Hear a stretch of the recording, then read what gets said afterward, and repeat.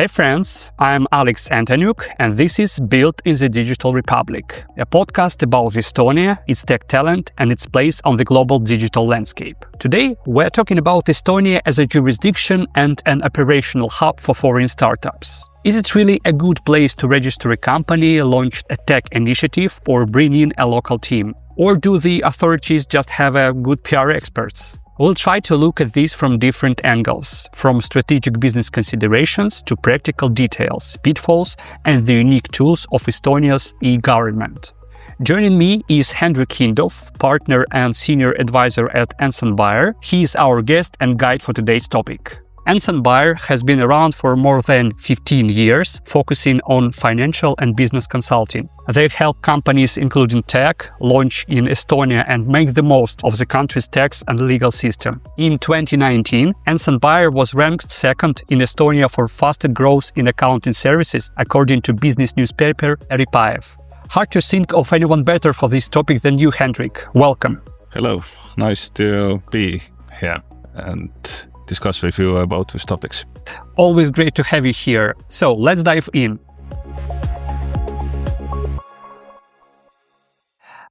Hendrik, we all know Estonia as one of Europe's most advanced digital states, open to foreign business and startup culture. But does it have a convenient jurisdiction? How does it stack up against the rest of EU, Delaware, or other popular hubs, both in terms of upsides and downsides, from your perspective? From my perspective, I think that Estonia is one of the best jurisdictions in the world to incorporate and to manage your business. But of course, it has its downsizes, and I'm not very big specialist on other jurisdiction. I have heard and read about them, but I don't know the deeper insight on this. But as you said, well-recognized digitalization leader on government level, and that definitely helps to manage and opens possibilities for foreign ownership here in Estonia. What is the main advantage that is described in Estonia is foreign entrepreneurs, is Estonian e-residency that we can't go over in any way. Now, basically, what is this Estonian e-residency? E-residency is basically your access to Estonian electronic systems that you can use Estonian government services as a verified user. And what is most important, that it can't be mixed with residency or tax residency. It's e-residency, and it's a different story. Residency is that you have a real presence in Estonia, and tax residency is that you are registered taxpayer in Estonia. So these are like first introduction on Estonia. Okay, yeah, we'll talk a bit more about e-governance a bit later. That gives us a picture of Estonia in a global context. But let's get practical. If I am a foreign startup founder landed here today, the first big decision is the entry point. Which route would you recommend? Incorporation, partnership, or M&A, or hiring contractors? And could you share one short case from your practice? Let's say, basically, if you are a startup, probably the best solution is for you incorporation. But also with partnerships and contractors and acquisition of local Estonian company are options on the table. It really depends on your business model. Incorporation is starting from scratch usually. And the question is that in what stage you are with your project, and do you need additional capital at the moment, or you have your first investors on board, and is it pre-seed or first round or second round, and these are the questions that need to be answered, and then we can give you a better recommendation at what would be the best solution. But partnerships with Estonian IT companies, startups is quite good option as well, because we have many at the moment of this startup scene is not in the best condition, since there are these investments to startups are tried out, and many are looking for some kind of solution for their own business. Acquisition of Estonian startups is also a question of capital and how they suit your current business. But contractors, do you need some kind of subcontractors providing you services or selling some IP? This is also possible. At the moment, we are mostly servicing startups which are incorporated. We have helped them on incorporation, and usually they are founders-based, that founders plus initial investors. And some of them are moving to the first financing round, raising capital, and adding new investors on capital. So different stories, but anyway, I see that the activity on that market is coming back at the moment. Mm-hmm. Okay. Thank you for this answer. And now let's talk a bit about e-government, as we already mentioned it before. So about e-government in practice, which initiatives and products like e-ID, e-signature, X-Road, or e-residency actually save time and money, and which might be overrated from your opinion, from your perspective? I would say that the starting point for foreign entrepreneurs, private persons, is e-residency. E-residency provides you access to Estonian governmental services. That means that you can enter, for example, Estonian business register, tax department, migration portals, and so on. Now, these other services and products that you mentioned are mostly supporting or support products of e-residency, like this e-signature or e-ID. And what you can do with your e-residency is that basically after applying for e-residency, the Estonian Police and Border Board will verify your identity and assess your suitability of using these services. So basically, after that, you can get an access to the Estonian e-services, and usually for entrepreneurs, the starting point is the Estonian business register, where you can register Estonian entity. The second is, of course, you need Estonian tax board to declare your taxes and register your company, probably as a VAT payer, which is also quite common need for active companies, and of course submit this monthly or annual reports and tax declarations.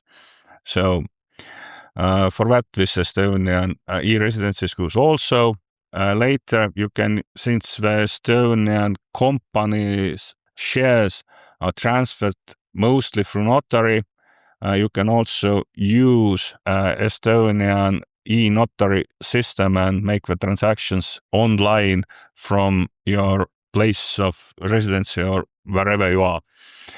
So also it's quite common in Estonia to sign most of the documents with your e-signature, and all these contracts and digitally signed, so it's quite useful. If you don't have it, it's also possible to operate through power of attorneys, representations, and so on. It's possible, but again, sometimes you have to make extra costs on sending the documents and verifying these, and you lose time on postal services and on formalizing everything on the paper. So it's quite useful. I say to many of my clients, but actually, what is e-residency? It's like a metro ticket that you can get in and use and ride the trains, but actually you don't get right to live in the underground. So that's a simplified explanation of Estonian e-residency. Yeah, that's kind of a good example, very easy to understand. And yeah, it seems that the bureaucracy in its usual offline form been reduced to a minimum in Estonia. Yeah. No, I would say that the bureaucracy still exists, but handling the bureaucracy is faster and more open and traceable. That's a question that you can always track when you send something, as somebody replied, have they received the documents and so on. And if you use the systems, there is always you can check in what is the status of your process. This is important here. Well, sadly, even a digital state can fully protect from the jaws of operational bureaucracy. So let's start with the basics. What can a non-resident realistically expect when opening a bank account? Basically, if you want to open a bank account in Estonia, you should have at least Estonian e-residency. Or even better, if you have physical residence in Estonia. And so that means that you are identified by Estonian authorities. So if you don't have either, it's quite impossible to get the bank account opened in Estonia. So in practice, opening a bank account starts with presenting to the bank that you have some kind of real representation in Estonia. Do you have an office, employees or partners? This is a key factors. And plus the banks usually ask additionally documentary evidence or make inquiries to the register to check all your claims. So basically, they might also ask about your business plan and business model, and these must be like logical and understandable for the banks. And so this is briefly on opening a bank account in Estonia. And of course, nowadays it takes, in our practice, 3 to 4 weeks to get it all done. If you have Estonian residency card, then usually the online application is enough. But if to the residence, visit to the bank is required. Okay, thank you for this detailed answer. And Hendrik, let's try to give at least a general action plan or kind of checklist. Say a UK startup comes to Estonia, and what are the first 3 months like? Which documents do they need? Which steps are critical? And what common mistakes should they watch out for? It's very quite difficult to give an absolute and full list of steps and documents that we need. The first step is, of course, incorporating. Now, there are other forms also that you can open a branch or representative office. They have their own nuances, and let's not go deeper into that. We can do it in some other podcast. But in general, first is that who are the founders, and the background of founders and their documentation must be quite well presented.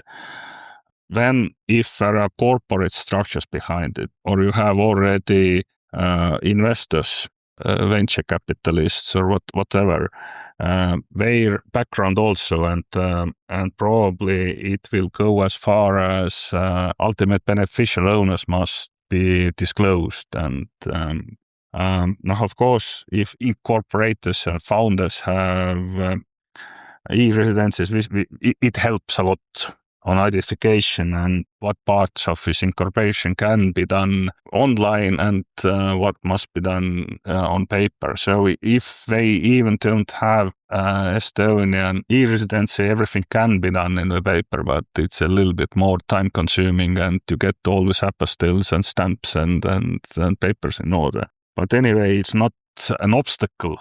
It largely determines the speed only. The next question is, of course, that what kind of team you want to bring here, and what can you get with startup status for your Estonian entity or not, and then it helps on this immigration questions of your employees and who want to relocate and who don't, and how to set up this organization in Estonia. And of course, the banking options, what could be available, and this must be considered, because for Estonian companies it's relatively easy to open accounts on with virtual banks and payment service providers. So, and then the next questions arise that would you like to transfer some assets from UK to Estonia, or to contribute capital in some way, and which is the most tax efficient way, or should it be as an equity investment, or should it be revenue sharing models, or whatever. These kind of things come a little bit later. I don't know, should be solved in the first 3 months, but anyway, this must be considered, that how to finance the operations of a company, and what is essential contributions to the operations in that way. If you have a multiple shareholders, should the shareholders agreement implemented or not, and do you have employees which have some bonus programs or whatever? These questions that everybody asking it now. Yeah, that's right. And before we finish, Hendrik, I'd like to run a short lightning round. A few quick questions where I'd ask you to give a brief, practical answers. You are ready? Let's try. Okay. So for early stage startups, one quick tip for handling the EU VAT one-stop shop without losing margin. I would say that from EU side, this is quite good initiative, but it doesn't concern so much the services side, electronic services, because permanent establishment is quite determinable. Where these office or subsidiaries are located, where you are registered as a VAT payer, and to use this one-stop shop solution, declaring the VAT into right countries. But with the goods, the people, these entrepreneurs usually get more trouble, because the general rule is that you have to be registered as a VAT payer in that country from where these goods are dispatched to the consumers, and sometimes the country from where the goods are dispatched is not Estonia, and so by the general rule you must be registered in that country. That means that yes, you can use Estonian company, but you have to carefully consider your distribution channel network and how you operate on there, and also logistics, that it won't be interpreted in wrong way. And basically, otherwise it works quite good. You don't have to be registered in every EU country and file VAT declarations in 27 countries. And so it's a good solution, but there are some little nuances that you have to keep in mind. Mm-hmm. That's clear. Okay, the two most common mistakes newcomers make around compliance: KYC, AML, or IP, and how to avoid them. Mostly in with compliance and KYC, what I see, people are not very keen to disclose their business details, and usually we don't see any issues with entrepreneurs who come with a very clear plan, what they want to do and how they want to do. But if you don't know what you want to do, it's quite hard to explain it to the banks also, what you want to do and who are your business partners and so on. Basically, more information you have, the better it is. And when you make the selection with what is really relevant and what is not, and basically what you need is the source of funds. From where comes the capital you use on your operations. The second is, who are your business partners and what is their background. Now, with cash issues, but nowadays it's quite rare that someone uses cash in larger transactions. And also we meet difficulties with clients from third countries, but I mean not from EU. And there is not so much expertise on countries from the other side of the world in Estonia, and so there might be complications. But in general, I don't see that it's impossible. There are a lot of explaining sometimes, communication errors, but if you have, like said, clear understanding what you're doing and with whom, and how easy business finance, then it's quite okay. Okay, that's clear. Yeah, so prepare as much as you can information about your company, and then everything will be easier when... Exactly. Okay, so let's move on with the next question. And how do governance tools like SHA, vesting, drag tag rights, or ESOP help keep management stable in a young company? These are very recommendable. But if it's newly incorporated business is growing and the founders and key personnel is quite focused on achieving results, that you don't probably have so much time on the road to start discussing and rethinking or getting into the conflicts inside. So probably people have in this field a lot of experience with our startups and can transfer the ideas from one project to another. And so I think that as much as you can think in advance and put it on the paper, the better it is. These are private documents. They are not disclosed to the public, and formalizing these documents, you don't give away any business secrets. And there are some points maybe what would be good to articles of association and to maybe even to this founders agreement. And so, of course, I see a lot of this that if these entrepreneurs, young entrepreneurs starting their own business, they are not wasting too much time on this internal bureaucracy, not focusing to the real problems, which is how to get started. Now, so it's always a place of consideration how far you go. Yeah, that's true.